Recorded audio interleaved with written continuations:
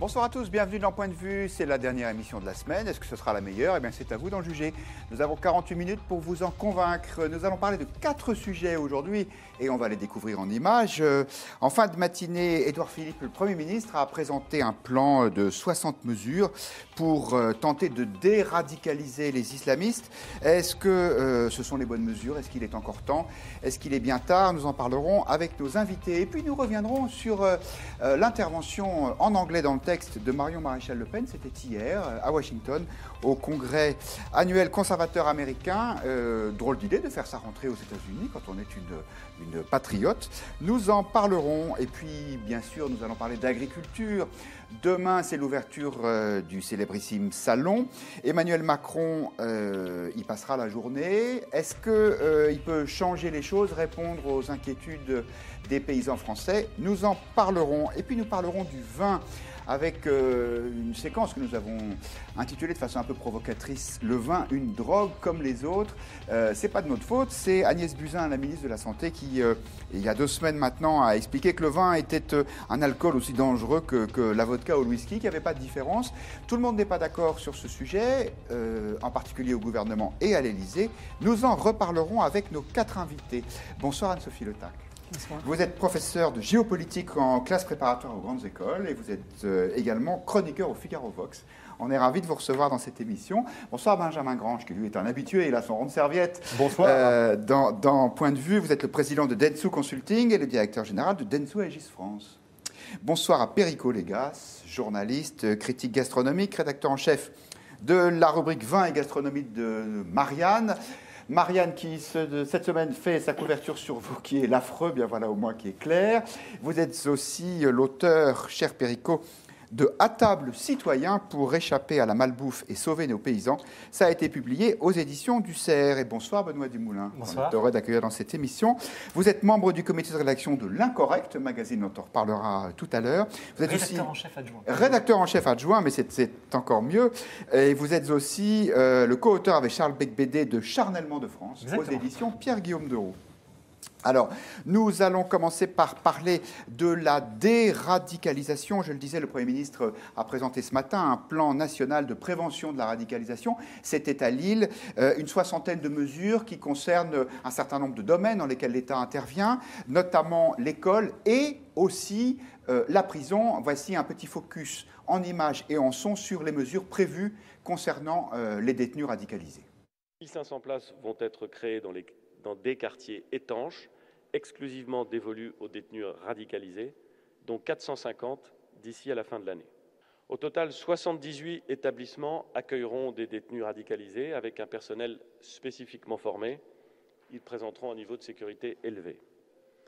Les profils particulièrement dangereux seront détenus dans des quartiers pour détenus violents qui garantiront une étanchéité totale. Il en existe déjà un à Lille-Annelin, et nous en créerons 2 autres. Perico Légas, des plans pour essayer de lutter contre la radicalisation, ils se succèdent avec un succès, il faut bien dire, assez limité. Est-ce qu'à votre avis, cette fois, il y a des mesures qui sont de nature à faire vraiment changer les choses? Non. On est dans le remède, on est dans la guérison. Il fallait bien prendre des mesures pratiques, concrètes, pénitentiaires, de sécurité, d'ordre de police. L'essentiel, ça serait d'abord, avant de guérir, de prévenir et de faire en sorte que, au lieu de déradicaliser, d'empêcher l'islamisation. Et si on a aujourd'hui en France de trop nombreux cas de citoyens français ou pas français islamisés qui sont allés jusqu'en Syrie, c'est parce que la République n'a peut-être pas fait son travail au moment où elle devait le faire, notamment dans l'éducation et dans les valeurs de la laïcité. Voilà. On n'a pas été intransigeant, il y a des choses qui ne se négocient pas, et on a laissé filer une dérive comportementale au sein de l'école, au sein de la société, avec des bonnes âmes. Voilà, on les connaît, hein, ces gens qui considèrent que l'ouverture justifie que l'on accepte tout, que la laïcité est une tolérance illimitée aux religions, ce qui n'est pas le cas. Et on a aujourd'hui une situation qui est beaucoup plus inquiétante qu'on veut bien nous dire. Il y a les statistiques et puis il y a la réalité. Alors on nous dit non, il ne faut pas s'alarmer, regardez, on a jugulé. Il s'avère qu'aujourd'hui on est confronté à une situation où le gouvernement a du mal à savoir si vraiment ça va suffire. Et surtout, le pire, c'est d'entendre... Comment voulez-vous entendre ça? Et quand nous avons des voix, quelquefois haut placées dans ce pays, qui disent on ne peut pas laisser les gens qui sont allés en Syrie combattre aux côtés de Daesh se faire juger par des Kurdes. Ce sont des gens qui étaient prêts à venir ici, égorger nos enfants, nos femmes et nos enfants, comme dit la Marseillaise, et à nous massacrer. Et nous aurions maintenant des considérations à avoir par rapport au traitement judiciaire qu'ils ont. Alors le Premier ministre a beau jeu de dire on va faire quelques cellules de plus. Je pense que la situation exige des mesures plus drastiques, plus douloureuses et plus courageuse. Anne-Sophie Le Tac. Alors, je suis en partie d'accord avec Perico Légas. Je nuancerai quelques points. En fait, bon, effectivement, les pouvoirs publics ont clairement mis beaucoup de temps à se rendre compte de ce qui se passait, à se rendre compte de la situation. Il y a eu peu d'experts qui étaient très peu écoutés, qui étaient des Cassandres, qui parlaient vraiment dans le désert, qui étaient parfois moqués dans certaines émissions, on en connaît, bon. Et même un livre comme Les Territoires perdus de la République, qui est un livre ancien, était quasi inaudible, enfin surtout très peu lu à l'époque où il est paru. Livre de l'universitaire Georges Bensoussan qui décrivait l'islamisation à l'œuvre dans les banlieues. Voilà, et donc effectivement, de ce point de vue-là, on peut même considérer que Dounia Bouzar a été elle-même une espèce d'épisode malheureux, même si peut-être qu'elle était de bonne foi, en s'adjoignant notamment les services de Farid Benyetou, qui était donc un personnage plus que dangereux, tout le monde le sait très bien. Vous pensez que cette fois, il y a des mesures qui sont prises qui seront peut-être plus efficaces que ce qu'on a pu faire dans le passé? Alors, ce que je voudrais... Enfin, j'aurais du mal à répondre à cela, parce que je pense que c'est difficile d'y répondre comme ça. En fait, il y a une espèce de sérieux à adopter qui fait qu'on a vraiment du mal à répondre tout de suite à ce genre de questions, et je suis tout à fait d'accord avec vous, Monsieur Légas. Alors, ce que je voulais juste dire, c'est que là où je nuancerai un petit peu, c'est que je ne crois pas que ça a été seulement... Il y a eu de l'angélisme, mais il y a eu aussi quelque chose de quand même plus grave, qui a été que l'école a eu une fonction de pacification sociale. C'est-à-dire qu'on a considéré que les professeurs, les personnels de l'éducation étaient là pour assurer la pacification. Donc, finalement, on avait un discours extrêmement lénifiant. On se préoccupait très peu du fait que les enfants rentraient au bled l'été et retrouvaient soit des manuels révisionnistes, dans le meilleur des cas, soit un discours un discours extrêmement proche de l'islamisme et du salafisme. On sait aussi qu'il y a eu beaucoup de jeunes gens qui sont passés par le salafisme, qui se sont réislamisés et qui... donc, il y a des ponts entre le salafisme et la radicalisation. Alors, donc, ce que je voulais dire là, ce qui me paraît très important, c'est qu'effectivement, il y a eu cette fonction de pacification qui est très cynique, en fait, et qui a fait qu'on a un peu abandonné l'école. Surtout pas de vague. Voilà, pas de vague. On a abandonné l'école en race campagne. Et là, vous pensez que ça change avec les mesures Alors, aujourd'hui? je n'en suis pas sûre, parce que j'ai vu une petite mesure qui disait que désormais, on allait faire du 3.0. Alors, on allait s'attaquer aux fake news et on allait répondre aux salafistes par au contraire, des petites scénettes qui rappelaient la République. Mais je n'y crois pas un instant. Alors, pourquoi? Parce qu'il faut se rappeler que la déradicalisation fait éclater de rire les djihadistes. Les djihadistes se marrent, vraiment, et ils considèrent ça, en fait, comme un aveu de faiblesse. La déradicalisation qui comprend ce qu'ils veulent dire. Eux font ce qu'ils disent ce qu'ils font. Ils ne sont pas du tout seulement de pauvres gens. Et pour eux, la radicalisation, c'est un statut social, c'est une âme de héros. Et donc, il n'y a pas de raison d'en changer. Et il n'y a pas de raison d'en changer. Vous n'êtes pas la seule, d'ailleurs, à douter de... Enfin, vous n'êtes pas les seuls, même, à avoir quelques doutes sur l'efficacité de ces mesures. Regardez ce qu'en pensent les internautes du Figaro, puisque c'est la question du jour posée par le Figaro.fr.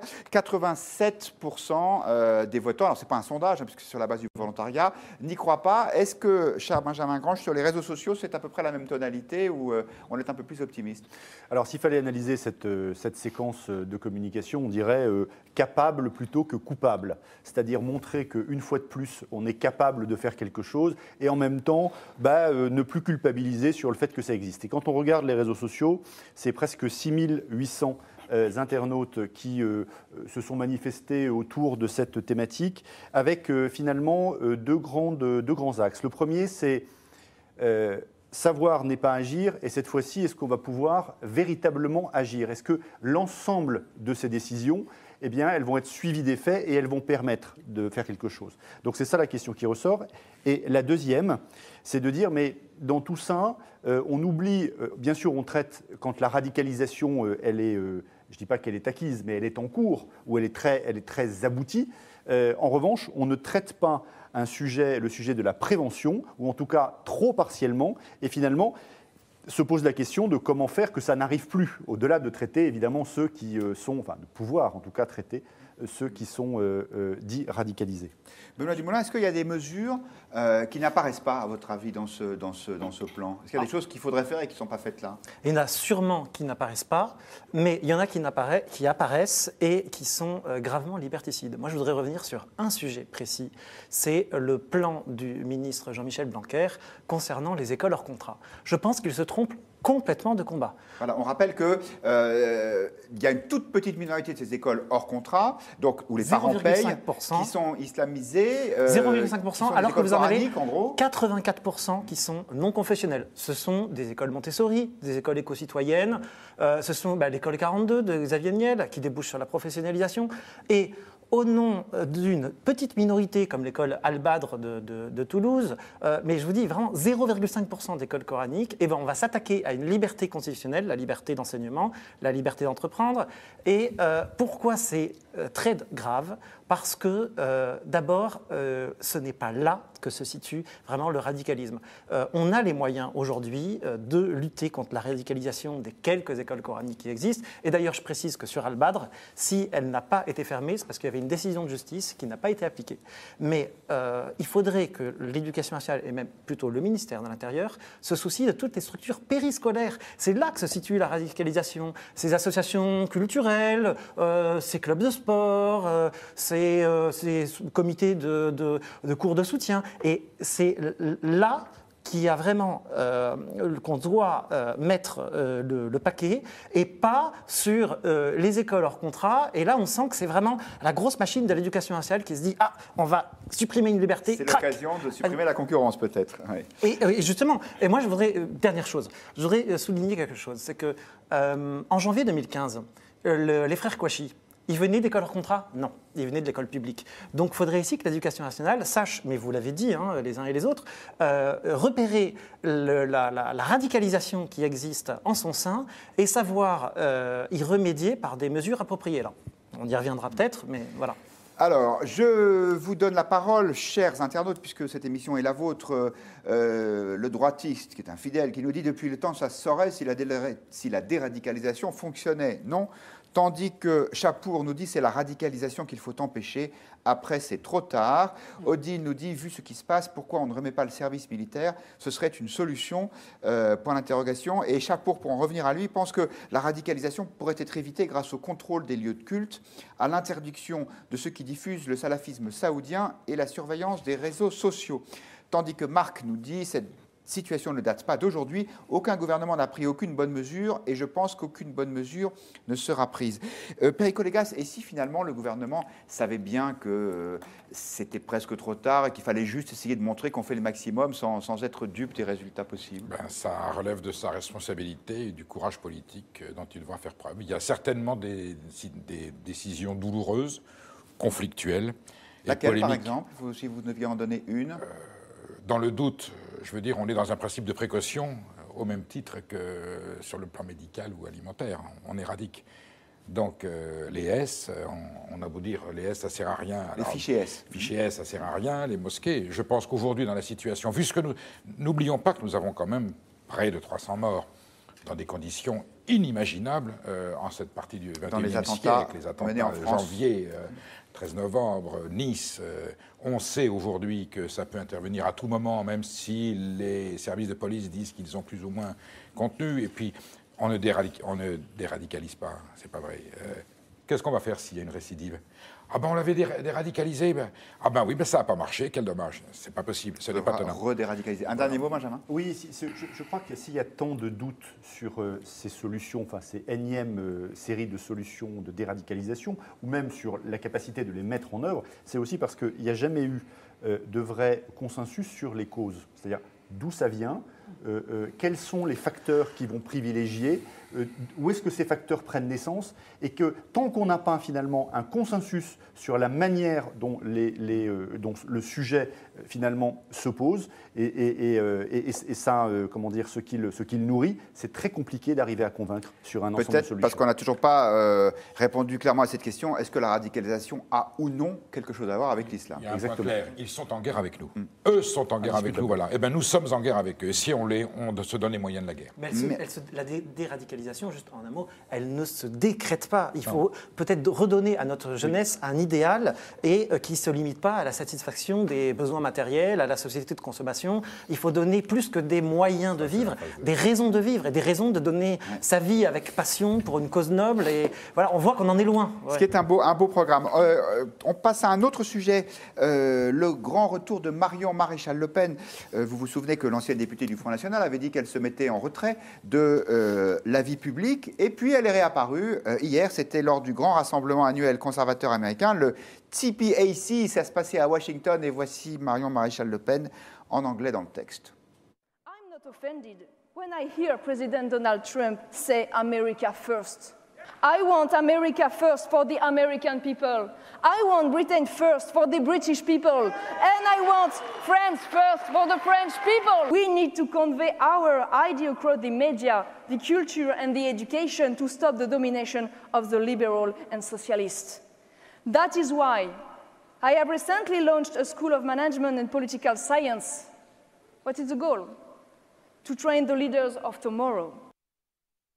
Benoît Dumoulin, c'est votre journal, L'Incorrect, qui a annoncé ce retour dans la vie publique de Marion Maréchal Le Pen. Est-ce qu'on peut dire que votre magazine est sur une ligne, on va dire, conservatrice identitaire, qui n'est pas à peu près celle de Marion Maréchal Le Pen? C'est pas caricatural de dire ça? Alors, sur le plan des idées, oui, bien sûr, il y a une filiation, mais qui est finalement tout simplement la filiation du conservatisme. Alors, je sais qu'en France, le conservatisme, c'est un gros mot. Mais, pas ici aussi, il n'y a pas de gros mots ici. Mais c'est une tradition qu'on redécouvre, notamment sur le plan intellectuel. Moi, je pense au dictionnaire du conservatisme. Je pense aussi à une personne... D'accord, oui. Ça c'est sur la ligne de votre journal. Mais pour en revenir à notre sujet, oui. Est-ce que vous êtes surpris qu'elle revienne en parlant en anglais dans un pays étranger? Non, au contraire. Pourquoi? Alors je ne suis pas sa porte-parole, mais pourquoi l'a-t-elle fait en France, aux États-Unis et pas en France? C'est justement parce qu'elle ne veut pas se situer dans l'arène politique. Elle a, à mon avis, compris que le problème est, comme elle le dit elle-même, métapolitique. Et elle n'est pas la seule à faire ça, parce que pour moi, c'est le pendant à droite de Najat Vallaud-Belkacem à gauche, qui fait à peu près la même chose en disant non, moi la direction du Parti socialiste, ça m'intéresse pas, je vais aller dans l'édition et dans les sondages et je vais monter une ligne progressiste. On voit bien que dans les deux cas, on est dans une période de recomposition de politique et qu'il faut prendre de la hauteur, et c'est exactement ce qu'elle fait, en s'adressant donc dans ce congrès du conservatisme pour resituer sur le plan des idées le niveau de la bataille. Anne-Sophie Le Tac, ça vous paraît une bonne idée? Elle va aussi créer son école de sciences politiques. L'idée qu'on reconquiert le pouvoir par les idées, c'est un peu original en France. Personne n'a fait ça, en tout cas parmi les responsables politiques des dernières années. Alors, je ne suis pas sûre qu'elle reconquiert le pouvoir par des idées. C'est-à-dire que je ne suis pas sûre que ces idées soient vraiment abouties. Il me semble Qu'est-ce qui vous fait dire ça? Alors, ce qui me fait dire ça, c'est qu'elle est déjà, qu'elle est en contradiction complète avec elle-même. Alors, je sais bien que ça n'a pas beaucoup d'importance forcément aujourd'hui, mais elle n'est pas là. Elle va à l'EM Lyon, paraît-il, pour prendre des cours. Alors, je ne sais pas si elle a suivi les cours de Laurent Wauquiez. Enfin, ce serait intéressant de le savoir. Mais en tout cas, voilà, elle fait un master. Elle s'occupe de sa petite fille. Elle est partie. Et puis, elle n'est pas là. Elle va aux États-Unis, but she's back. Alors, il y a quelque chose. Est-ce que c'est vraiment c'est la France qui est back ou elle? On ne sait pas très bien. Mais il me semble que de l'extérieur, comme ça, il y a toujours ce double discours qui me semble quelque chose qui lasse les Français. Et c'est quelque chose qui m'a frappée quand je regardais l'affaire Laurent Wauquiez. Ce qui m'a le plus frappé, finalement, c'était le fait qu'à mon avis, Laurent Wauquiez se trompe de cible aussi. C'est-à-dire qu'il a une vision extrêmement négative, extrêmement aigre, extrêmement... Et il me semble que Marion Maréchal-Le Pen, en allant voir les plus conservateurs des conservateurs, bien plus conservateurs que n'importe qui, en fait, du FN, creuse ce sillon-là. Alors, ça, c'est une première chose. Et puis, l'autre chose, c'est qu'on aurait pu se dire qu'elle allait se rapprocher de l'Italie, puisque l'Italie, il y a des élections, qu'en ce moment, le MSI a le vent en poupe. Il faut se rappeler que le logo du FN venait du MSI. Du MSI. Voilà, donc il y a des élections législatives, on le rappelle, au début du mois prochain, en Italie. Début du mois prochain. Donc, on aurait pu penser qu'elle allait aller voir les alliés naturels, en quelque sorte, italiens. Pourquoi est-ce qu'elle n'y va pas? À mon avis, parce que c'est moins glamour, parce que finalement... Alors, ce qu'il faut dire, c'est que ce congrès dont on parle, c'est quand même pas n'importe quoi, parce qu'on va le voir à l'image tout de suite. Ça, c'est des images en direct. Et en ce moment, c'est Donald Trump qui parle à ce congrès. Donc, cette invitation, c'était tout sauf quelque chose d'anodin. Le Perico Légas, vous avez un point de vue là-dessus. Est-ce que ça vous paraît une bonne stratégie de revenir comme ça par les idées, par le débat? Elle n'est pas dans l'arène française. Elle est chez la grande puissance occidentale. Elle qui est patriote. Ça vous plaît pas, hein, vous n'êtes pas très... Au contraire, je trouve que son coup est génial. Ensuite, j'ai ma réserve sur la stratégie. Elle va aux États-Unis, donc elle est patriote et dite nationaliste, elle n'est pas cocardière, elle n'est pas chauvine. Elle va dire aux États-Unis ce qu'elle pense de la France. Les États-Unis restent quand même la grande puissance alliée. Et elle annonce à la classe politique française qu'elle est en réserve de la République. Et comme elle a un boulevard devant elle, puisque tout s'effondre de tous les côtés, les oppositions n'existent pas. Wauquiez est en train un peu de trébucher dans sa méthode, et le macronisme reste une hypothèse très virtuelle pour l'instant. Donc, elle est bien jouée. Ah, très bien joué, et je pense que ce n'est qu'une première. Les internautes qui continuent de réagir, et on les en remercie. Armen qui nous dit « Elle attend que son grand-père ait fini de décrédibiliser sa tante Marine via ses mémoires », puisque Jean-Marie Le Pen vient de publier ses mémoires, et si vous voulez en connaître toute la substance, lisez le Figaro Magazine, c'est paru aujourd'hui, et il y a un grand papier sur ce sujet. Et Gérard nous dit « Marion revient dans la ligne de mire de la bien-pensance ». Vous pouvez voter, donner votre avis, d'ailleurs vous êtes en train de le faire, et on voit le résultat sur Twitter. Est-ce que Marion Maréchal-Le Pen a la bonne stratégie? C'est sur le hashtag point de vue, hashtag Figaro Live. Et ben, pour l'instant, c'est relativement contrasté. Donc, il n'y a pas encore d'état d'esprit vraiment qui se dégage. Est-ce qu'on en parle beaucoup sur les réseaux sociaux, Benjamin Grange? Alors oui, on en parle beaucoup sur les réseaux sociaux. C'est presque 17 000 mentions et messages qui sont publiés suite à son intervention, comparé évidemment aux 6 000 dont j'ai parlé tout à l'heure quand on parlait de déradicalisation. Donc ça intéresse plus les gens que le plan du Premier ministre. Ça intéresse plus les gens, enfin en tout cas ceux qui sont militants du FN ou associés. Alors quand on regarde justement le corpus de ces militants, il faut savoir que Marion Maréchal-Le Pen était adorée par ses militants. Elle était perçue comme, dans le mouvement du parti, comme plus à droite que l'était un Florian Philippot, qui lui était plutôt l'aile gauche du Front National, si on peut s'exprimer comme ça, et que quand les militants parlent d'elle, ils n'attendent qu'une chose, c'est son retour. Donc et finalement, et d'ailleurs, quand on regarde les hashtags qui sont associés à cet événement, celui qui sort le plus, c'est A Time for Action. D'accord ? C'est celui qui sort le plus. Alors, nul doute pour moi qu'elle prépare son retour. Si elle le prépare, aux États-Unis, la question après qui se pose, c'est comment et quand ? Et si j'ébauche quelque chose, mais on est là pour le faire, moi je pense qu'elle ne reviendra pas au Front National. Si elle reviendra pour créer son mouvement, et peut-être qu'elle rêve à une trajectoire à la Macron. Moi, je pense qu'elle attend simplement que Wauquiez... Pardon, excusez-moi, mais je pense qu'elle attend tout simplement que Wauquiez et Marine Le Pen, qui sont tous les deux dans une impasse, s'entretuent. Et là, elle a quasiment rien à faire, envoyer quelques cartes postales, et elle attend. Elle attend plus que ça. Elle attend de savoir que les Français fassent une opinion sur la situation actuelle. Et si quelqu'un incarne Jeanne d'Arc, alors pour le coup, c'est pas ma tasse de thé, mais c'est elle. C'est-à-dire l'espoir et la jeunesse. Je maintiens quand même... On vous sent plus dubitative. Je suis très dubitative, et je je maintiens surtout que cette jeune femme, qui est une jeune femme, c'est extraordinaire, devrait adopter un discours beaucoup plus positif que celui qu'elle a. Moi, j'ai été très frappée par le fait que, finalement, ce qui a emporté l'adhésion dans les élections, alors contre toute attente d'ailleurs, c'était une espèce de positivité, même peut-être... On n'est pas en campagne. L'enthousiasme de Macron. Attendez, on n'est pas en campagne. Elle fait d'abord le bilan de ce qui ne va pas, mais elle dit, et elle viendra avec ses propositions. Vous savez, votre sondage 49-51, ça suffit pour gagner une élection présidentielle. Alors, Anne-Sophie Le Tac avait la parole et nous allons la lui laisser. Allez-y. Non, elle dit la France, petite nièce de l'islam, fait des choses que je trouve mais complètement vides. Alors, on peut discuter de tas de problèmes, mais je trouve que c'est tellement simplificateur. Voilà. Les jeunes, allez, réfléchissez les jeunes et mettez-vous vraiment au boulot. N'oubliez pas quand... Sally nous dit, je pense que sa stratégie est la bonne et que les Français vont la reconnaître. Benoît Dumoulin. N'oubliez pas simplement qu'en 2027, elle aura 38 ans. Et le chef de l'État actuel avait 39 ans au moment de ces élections. Donc il y a peut-être aussi maintenant cette prime à la jeunesse instaurée par Macron, quoi. C'est pas sûr qu'elle attend 2027, mais enfin, on verra bien. Enfin, c'est pas elle qui décide. Vous pensez, Pierre Colgas, qu'il y a déjà une compétition de fait qui s'instaure entre Laurent Wauquiez et Marion Maréchal Le Pen? Je pense qu'il y a surtout une immense lassitude qui est en train de se faire dans le pays par rapport à la classe politique actuelle, que le président de la République insuffle un nouveau mouvement, mais que pour l'instant, on n'a pas du tout la certitude que ça va aboutir. Et l'on voit déjà le mur se fissurer par quelques endroits et l'incapacité à répondre à des enjeux majeurs. Donc, elle a beau jeu d'attendre, il reste encore du temps. Nous souhaitons tous que ce gouvernement réussisse parce que nous sommes tous patriotes. Mais en même temps, si ça n'aboutit pas, la donne sera encore plus différente qu'en 2017, encore plus tragique. Les césures seront encore plus fortes et les fractures plus violentes. Et elle arrivera avec un discours nouveau, avec lequel on se confrontera, on se battra pour ou contre, mais elle arrivera avec un discours nouveau, et il se peut que ce soit le ton qu'il faille aujourd'hui pour répondre à un électorat qui sera dans un état d'indignation et de colère terrible, si, je dis bien, les choses n'aboutissent pas comme il est prévu qu'elles aboutissent. Merci beaucoup. Je remercie mes petits camarades de la régie qui ont montré la couverture du Figaro Magazine de ce week-end, qui est un numéro passionnant.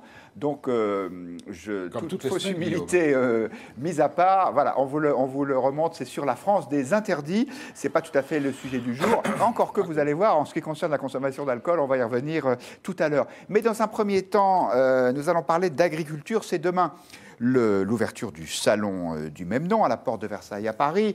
Le président de la République y passera sûrement de longues heures, dans une ambiance qui est encore difficile à décrire. Est-ce qu'il sera ou non bien accueilli?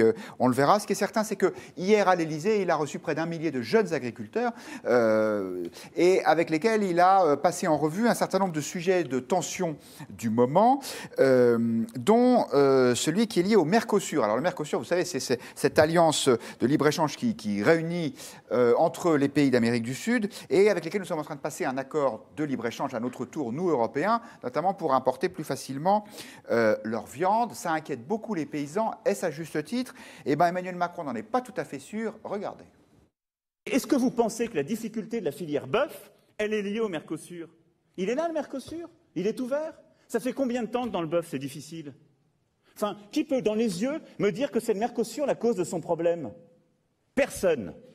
Quel est le problème du bœuf en France? Si ce n'est le fait que, hors de la restauration collective, 70% du bœuf consommé n'est pas français. Ce n'est pas le Mercosur, c'est notre organisation, c'est nous tous qui sommes irresponsables. Ce sont les mêmes qui ont la main sur le cœur. Ces grandes déclarations en disant qu'ils protègent leurs agriculteurs et qui n'ont pas fait ce travail depuis des années. Alors, on va maintenant se retrousser les manches ensemble. Et je vous promets, comme vous le sentez, que j'y prendrai ma part. Mais pas à travers des mensonges, pas à travers des faux-semblants, pas à travers des fausses promesses. Pierre Colgas, le Mercosur, ce n'est pas le seul sujet. Il y en a beaucoup, notamment les zones dites fragiles pour lesquelles Bruxelles aide les agriculteurs. On ne peut pas répondre à la question globale, peut-il changer les choses? Mais en tout cas, on se dit, là, il a l'air de connaître son sujet et de vouloir le traiter. Quel faux cul, surtout. Quel faux cul. La situation de la viande française, elle est escalée, effectivement. Il y a des importations parce que la filière française n'est pas protégée. Alors, le protectionnisme est totalement interdit. Il n'y a aucune mesure de protection. La grande distribution fixe les prix. Et qui est compétitif dans cette tarification? Évidemment, les productions étrangères qui sont produites à moindre coût. Elle vient d'où, la viande qui est dans les supermarchés aujourd'hui? Elle vient du reste de l'Europe. Elle vient de Pologne, elle vient de Grande-Bretagne, elle vient d'Allemagne, elle vient d'Espagne, elle vient de partout. Elle vient de partout et elle sera toujours moins chère puisqu'elle est produite dans des conditions qui ne correspondent pas aux normes qualitatives françaises. Nous sommes un pays exigeant, nous protégeons nos consommateurs, nous protégeons nos filières en mettant des règles et des normes qualitatives très hautes. Mais Ça doit être accompagné par une forme de protection, qu'on appelle ça, je m'en fiche comment on l'appelle. On doit protéger cette qualité. Ça existe sur d'autres secteurs.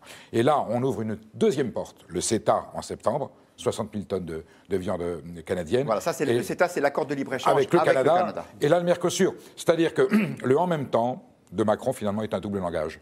Je te reprends de la main gauche ce que j'avais dit que j'allais te donner de la main droite. C'est-à-dire que les paysans risquent d'être perdants-perdants. Et là, vu le taux de fragilité, le taux de marge, les situations tragiques dans lesquelles ils sont, eh bien, ces quelques centaines de milliers de tonnes en plus du Canada et de l'Amérique latine peuvent être définitivement éradicatrices pour l'élevage français. Et il aura beau dire, voyez, on n'a pas su faire face, on est dirigé par des nuls, les paysans sont des ringards, les protectionnistes qui les protègent sont des gens dangereux. C'est facile de jeter l'anathème comme ça. Lui n'a rien fait, il appartient à un système politique et à une majorité qui n'a jamais rien fait. Et là, ce qu'il nous explique, en fait, c'est qu'il va y avoir de la casse chez les petits, qu'il va faire ce qu'il y a de pire, c'est-à-dire qu'il va réindustrialiser l'agriculture française au titre qu'il faut qu'elle soit compétitive et conquérir des parts de marché à l'étranger, et il va éradiquer l'agriculture dont nous avons besoin, celle qui donne des produits sains au peuple français. Voilà, il prend des responsabilités. Je ne sais pas comment il sera accueilli demain, mais là, il a prévenu. Il va y avoir de la casse. Donc, à la question agriculture, Macron peut-il changer les choses? Question qu'on vous pose sur Twitter. La réponse de Perico Légas est visiblement non.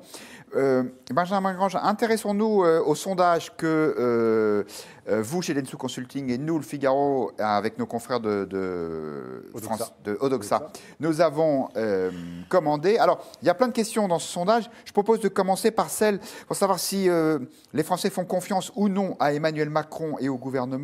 Eh bien, donc voilà, c'est la troisième slide dans notre petite sélection. De toute évidence, les Français sont assez dubitatifs. Ils sont même 2/3 à dire qu'il ne va pas y arriver. Oui, alors même si les agriculteurs sont chouchoutés par Emmanuel Macron, puisqu'on a vu que finalement il envoie tous les signes pour le prouver, il se déplace dans une ferme près de Clermont-Ferrand en janvier, il reçoit les jeunes agriculteurs ce jeudi à l'Élysée, il y a une journée entière passée au Salon de l'Agriculture ce samedi, etc., etc. Eh bien, il se trouve qu'aujourd'hui, il est davantage considéré comme un président qui est capable d'amplifier la réussite de ceux qui réussissent déjà que de permettre aux autres de mieux s'en sortir. Et donc, vis-à-vis des agriculteurs, quand on pose la question, oui, 65% des Français disent « je ne fais pas confiance à Emmanuel Macron et au gouvernement pour mener une bonne politique agricole ». Alors, quand on creuse ce point-là, on s'aperçoit de quoi? C'est que finalement, il surclasse quand même toute la politique, tous ses concurrents. C'est-à-dire que même Jean-Luc Mélenchon, dont on pourrait imaginer qu'il est beaucoup plus proche des agriculteurs et de ce monde-là au sens large, eh bien, il fait moins bien que Emmanuel Macron. Et le dernier de la classe, ou presque, je dirais, en queue de peloton, c'est Laurent Wauquiez. Laurent Wauquiez qui, malgré tous les efforts qu'il fait, apparaît comme très loin vu des Français vis-à-vis de ce sujet des agriculteurs. Donc un grand doute sur la capacité des politiques, quels qu'ils soient, à changer les choses. Aussi une grande popularité, voire presque une affection des Français pour les agriculteurs. Ils en ont globalement vraiment une bonne image. Oui, ça fait partie des grands paradoxes qu'ont les Français. La campagne, telle un pays de cocagne, fait rêver des citadins saturés de bitume, c'est ce qu'on pourrait dire, puisqu'ils sont 88% à finalement avoir une très bonne opinion des agriculteurs. Et quand on creuse ce point-là, c'est tous les items que représentent les agriculteurs qui sont finalement plébiscités. Oui, 95% des agriculteurs sont utiles au pays, ils ne sont pas forcément trop subventionnés, etc., etc. Le seul point sur lequel les agriculteurs sont peut-être mis à mal, c'est leur utilisation du pesticide, puisque 79% des Français considèrent que oui, ils utilisent trop de pesticides. Merci. Anne-Sophie Le Tac, si on en revient à Emmanuel Macron, Perico Légas dit... De toute façon, les paysans français sont victimes d'une concurrence qui n'est pas loyale. Dès lors qu'Emmanuel Macron ne veut pas changer ça, on n'y arrivera pas. Est-ce que c'est aussi votre point de vue? Alors, je suis tout à fait d'accord avec l'idée que finalement, Emmanuel Macron semble nous présenter un programme de réindustrialisation de l'agriculture. Et ça me paraît vraiment complètement aller au contraire de ce qu'il faut faire. C'est-à-dire, j'ai toujours été surprise par le fait que finalement la France a un immense avantage comparatif, qui est la qualité de son agriculture et même sa quantité, parce qu'on est capable de produire beaucoup, et que finalement on n'utilise pas suffisamment cet avantage comparatif. Simplement, même cyniquement, on n'utilise pas cet incroyable avantage. Alors je sais bien qu'il y a des problèmes de prix, enfin on ne va pas parler d'économie ici peut-être, mais effectivement on comprend bien pourquoi, mais je trouve qu'il devrait y avoir des efforts considérables qui sont faits sur les petites exploitations, les moyennes exploitations, l'éco-conditionnalité des aides qui existent déjà, mais l'améliorer encore, faire en sorte que ce qu'on fait, c'est-à-dire faire bien de la bonne viande, des bons légumes, soit extrêmement valorisé dans le monde. Alors maintenant, effectivement, je n'ai pas tous les chiffres, c'est-à-dire que j'imagine qu'il y a des problèmes de prix de cette agriculture de qualité, mais moi je trouve qu'il faudrait demander un peu de temps en temps aux vaches qu'elles en pensent. Si on demandait aux vaches un petit peu plus souvent, par exemple demain, si M. Macron va au salon de l'agriculture, il devrait leur poser la question. Je pense que les vaches diraient il n'y a pas assez de trains, on s'amusait bien avant, il y avait des trains qui passaient, là il n'y en a plus, il n'y a que des LGV. Voilà. Si les vaches ont lu le rapport de M. Spinetta, elles l'ont lu, elles sont les mécontentes. Voilà. Et elles diraient beaucoup d'autres choses. Elles diraient aussi, laissez-moi mon veau au lieu de me l'enlever le lendemain du jour où j'ai vélé. Pour aller le faire engraisser en Italie. Voilà, arrêtez de me donner de l'herbe qui est acidifiée de sorte que les gens qui me la donnent ont des espèces de masques pour éviter d'attraper des saletés. Voilà, Madame Letac est très pointue. Voilà. C'est mon côté normand. Voilà. Et voilà, demandons aux vaches. Alors, moi, je ne vais pas demander aux vaches. En revanche, l'avis des internautes nous passionne, donc on vous le donne. Il y a plein de réactions. Sally qui nous dit « Les pauvres agriculteurs en ont marre de se faire manipuler par de grosses sociétés qui font du dumping à Bruxelles ». Sally est en communion de pensée avec Paeco Lega, semble-t-il. Sylvette nous dit « Il essaye seulement, c'est Emmanuel Macron, d'embobiner les agriculteurs. Il ne pense pas un mot de ce qu'il dit. » Marc nous dit « Comment voulez-vous que l'agriculture française soit bien dirigée ? Les ministres successifs et dirigeants sont des énarques qui n'ont jamais vu une vache, une ferme ou un tracteur, sauf à la télévision. » Et puis on continue. Khalifa qui nous dit le président a tenu un langage de vérité aux agriculteurs, comme il l'a fait avec les autres forces vives de la nation. Il peut bel et bien faire des choses pour l'agriculture française, mais il faut que les agriculteurs jouent le jeu. Et puis il y a l'Artichaut qui nous dit un truc pas inintéressant. On adore les agriculteurs, mais on achète du Findus. Hypocrisie. 3 petits points. Benoît Dumoulin, c'est vrai, on posait un peu le problème en ces termes, mais les agriculteurs ont un problème de revenus. Mais les consommateurs, à la fois, aiment les paysans, on le voit bien dans les sondages, mais ils ne veulent pas payer leur alimentation trop chère dans la supermarché. Et on se demande comment on peut sortir de cette contradiction. C'est tout le problème. Pour être très honnête, il ne date pas d'Emmanuel Macron, mais on a des problèmes de fond auxquels on n'ose pas s'attaquer. Je crois que ça a été très bien rappelé par Perico Légas sur le protectionnisme qui reste un tabou, alors qu'on voit très bien qu'il y a un problème de normes, il y a un problème aussi de charge sociale. Vous croyez qu'un paysan en Pologne, il produit avec la même protection sociale qu'un paysan français? On a bien vu le problème que ça posait avec la directive travailleurs détachés. Donc je crois que le problème se pose, certes, en France, avec notamment la grande distribution et tout, mais aussi au niveau de l'Union européenne. Et là, il y aura des choses à revoir. Et là, j'attends de voir ce que va faire Macron, mais je n'ai aucune illusion, malheureusement. Donc, c'est de la communication, ce discours. J'ajoute une dernière chose, c'est que les Français sont aussi un peu contradictoires, vous le disiez. Ils aiment bien manger français, mais est-ce qu'ils sont prêts à soutenir jusqu'au bout l'agriculture française? Il y a tout un travail de pédagogie à faire. Moi, je pense qu'il faudrait leur dire, vous savez, la France, avant d'être ce qu'elle est aujourd'hui, avant d'être un jardin français, comme disait Peggy, c'était ce qu'on appelait la Gaule chevelue. Et si on ne fait rien, ça deviendra une terre de jachère et on ira acheter des OGM à l'étranger. C'est ce qu'attendent certains hommes politiques. On va se débarrasser de l'agriculture, on y restera ailleurs. Là où le consommateur français sait que son effort financier dans les prix aboutit vraiment à l'agriculteur, au producteur ou à l'artisan, il dépense. D'ailleurs, on a une multiplication d'opérations de ce genre, les AMAP, et même on voit bien les boutiques bio, mais même tout le reste, les ventes directes à la ferme. Moi, je vois tous les agriculteurs, je les ai vus hier, certains qui sortaient de l'Élysée, qui vendent en caissette leur viande. Ils n'ont plus assez de quoi fournir, tellement ils ont une demande qui est forte. Et ils vivent bien, et ils sont tellement fiers, ils sont heureux. Ils ont 28, 29, 35 ans. Ce sont des gens porteurs d'espoir. Ce n'est pas de cela dont parle M. Macron. Ceux-là, ils sont un exemple. Voilà. Il faut évidemment que le consommateur accepte de mettre le prix, mais le consommateur a tellement l'idée que chaque fois qu'il a fait un effort, cet argent n'est pas allé à la destination qui était prévue. Et quand on nous dit on va changer les lois entre la grande distribution et l'agro-industrie, le taux de repente verte va être limité à 10%, est-ce que ces 10% iront bien, ne serait-ce que pour la moitié aux agriculteurs? On n'en a pas la preuve.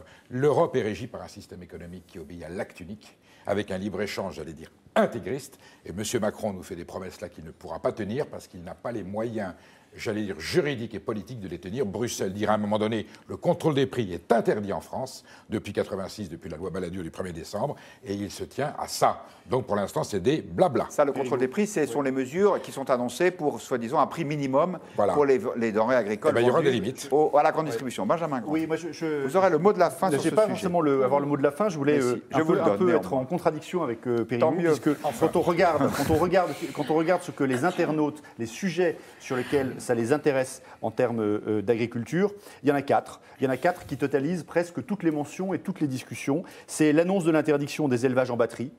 En tout cas pour les œufs coquilles à partir de 2022. Ça, c'est un sujet. Les gens sont pour ou contre? En tout cas, ça discute. Voilà. En tout cas, c'est un sujet d'intérêt. Le besoin de contrôle sanitaire renforcé. Oui. Voilà. Le troisième, c'est le soutien des producteurs de lait français. Voilà, on comprend pourquoi. Et l'annonce d'une PAC qui protégerait les agriculteurs. C'est ce que je dis. Voilà. Ça veut donc dire ça implique donc qu'ils sont prêts à payer plus, puisqu'ils exigent de la meilleure qualité. Non, on n'a pas dit qu'ils étaient prêts à payer plus. Non, mais ça le déduit, ils ne les prenaient pas pour des imbéciles. Ils assumeront. Ils assumeront. Merci de ce réconfort politique sur les arguments. N'essayez pas de récupérer Benjamin Grange, collègue. Essayez de récupérer les voix des internautes. Est-ce que je peux dire une dernière chose? Allez-y. Je voudrais dire aussi que ce n'est pas seulement une affaire européenne ou française, c'est aussi une affaire mondiale, puisque la Chine achète des terres en Inde, dans notre Bourbonnais, et qu'il y a vraiment une question qui se pose. La Chine a bien compris que c'était 900 hectares qui viennent voilà, par que l'agriculture, que l'agriculture était vraiment. Il y en a plusieurs milliers qui sont prêts à vendre. Le président de la République a dit d'ailleurs qu'il allait l'empêcher. Qui nous donne la recette. Parce que je ne vois pas comment il peut empêcher quelqu'un d'acheter une terre en France. Et vous avez vu que c'est du puits à la pompe, c'est Rockefeller du puits à la pompe, mais en version agricole, c'est-à-dire que l'entrepreneur chinois donc, va de la semence jusqu'aux boulangeries qui sont en Chine. Shanghai. Merci à tous les 4 de nous avoir donné votre avis sur ce sujet. Il nous en reste un. Le vin est-il un alcool, voire même une drogue comme une autre? On vous pose la question évidemment de façon provocatrice. Je vous rappelle les précédents épisodes de la polémique. Tout a commencé avec une déclaration d'Agnès Buzyn, ministre des Solidarités et de la Santé. C'était il y a 2 semaines à peu près dans l'émission Alcool, un tabou français sur France 2. Elle expliquait que le vin, c'était vraiment très mauvais. Christophe Castaner, lui, le délégué général de La République En Marche, n'a pas tout à fait le même point de vue. Écoutez cet échange à distance entre ces 2 personnalités de la majorité. Aujourd'hui, l'industrie du vin laisse à croire que le vin est un alcool différent des autres alcools. Or, en termes de santé publique, c'est exactement la même chose de boire du vin, de la bière, de la vodka ou du whisky. Il y a 0 différence. Et donc, on laisse penser à la population française que le vin serait protecteur, apporterait des bienfaits que ne font pas les autres alcools. C'est faux.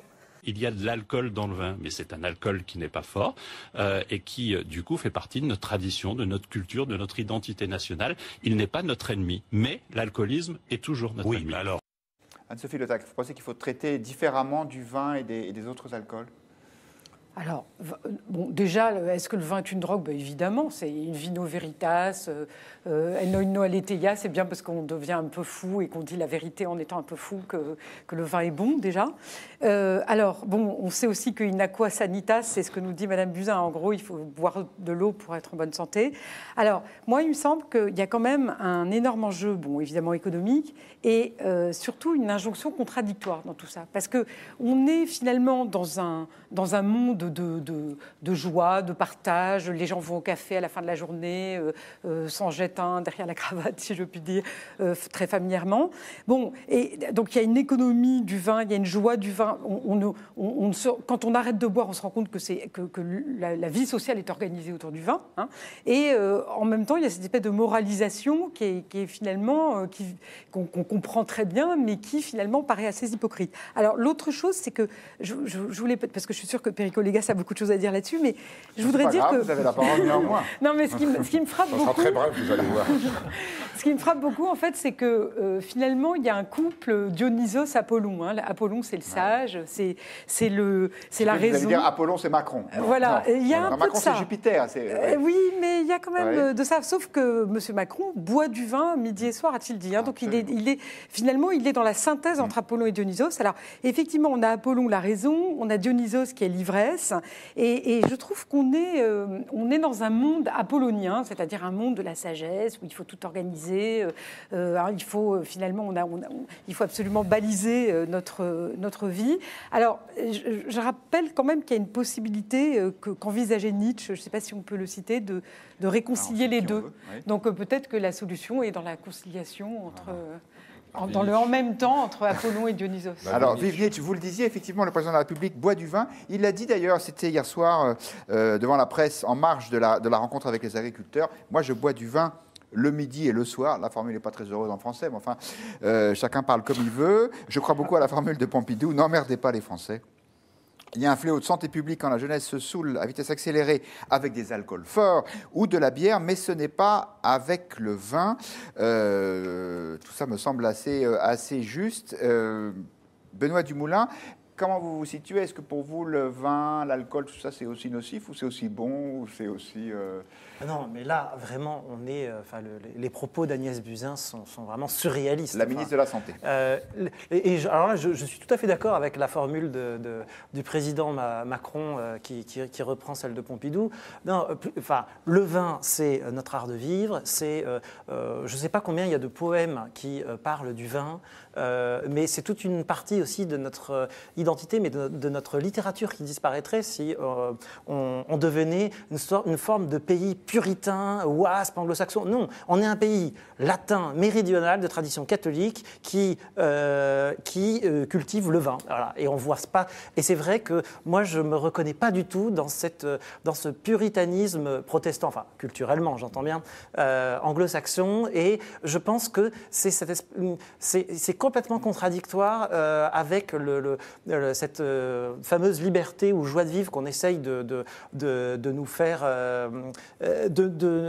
vivre, de nous demander, on a des formes d'injonction, un peu à la Philippe Muret, là, d'être joyeux. Et en même temps, on a une moralisation de la société très très forte en disant « Ah non, il ne faut pas consommer de ça », alors que c'est aux individus d'être responsables, d'être libres. Moi, j'en ai marre de ces injonctions d'État qui prennent la place des familles et des citoyens et qui veulent éduquer les gens, alors qu'on sait très bien qu'un peu de vin, ça fait du bien à la santé. Et c'est pour ça même que dans le Sud-Ouest, ça vous me confirmerez, Perico Légas, il y a moins d'accidents cardiovasculaires grâce à la cuisine, à l'huile d'olive et au vin, la consommation du vin rouge. Voilà, donc on vous renvoie, cher Benoît Dumoulin, au dossier de couverture du Figaro Magazine de ce week-end qui est exactement là-dessus, sur la France des interdits qui se multiplient. Béatrice, sur les réseaux sociaux, nous dit « Tout est question de quantité, ras-le-bol de la moralisation ». Le Benjamin Grange, est-ce que ça buzz aussi sur ce sujet-là? En fait, ça ne buzz pas tellement. Mais en termes pour reprendre ce que vous évoquez, et simplement dans une logique de communication, aujourd'hui, rien n'est fait pour que ça change. Rien n'est fait pour que les Français prennent conscience qu'au-delà d'une certaine mesure, effectivement, la consommation de vin peut tomber dans l'addiction. Rien n'est fait. D'ailleurs, on l'a vu avec l'exemplarité du président Macron, qui lui-même dit qu'il le consomme. Et puis surtout, c'est que, voyez tous les symboles qui sont manipulés autour du vin. Et c'est là que ça rejoint le pouvoir de l'image dans sa capacité finalement à générer des émotions et à faire prendre conscience.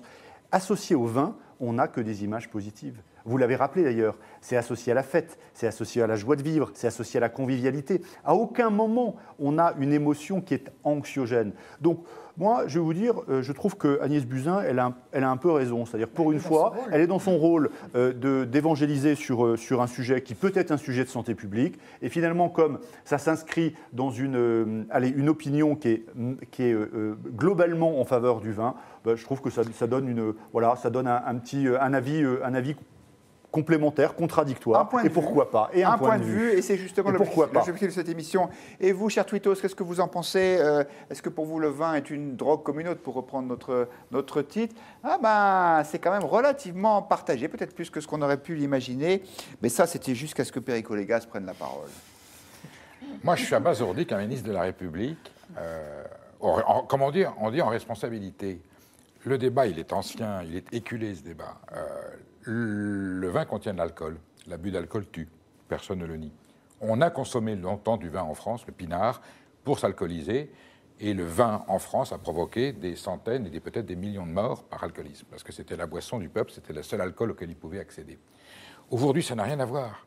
La démarche des consommateurs de vin, que ce soit petits ou grands et des vins chers, est une démarche de plaisir, est une démarche culturelle. On ne boit pas le vin parce qu'il a de l'alcool. Il s'avère que pour être vin, il a besoin d'avoir une fermentation alcoolique.